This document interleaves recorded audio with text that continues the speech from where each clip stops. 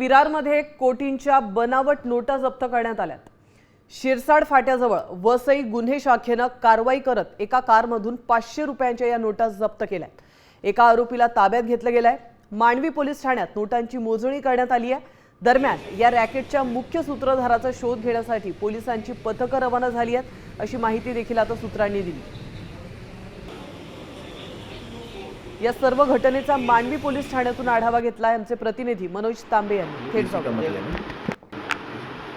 मुंबई अहमदाबाद राष्ट्रीय महामार्गाच्या शिरसाड फाटा या ठिकाणी क्राईम युनिट 2 ने मोठी कारवाई करून 1 कोटी बनावट नोटांची जाणारी गाडी पकडलेली आहे।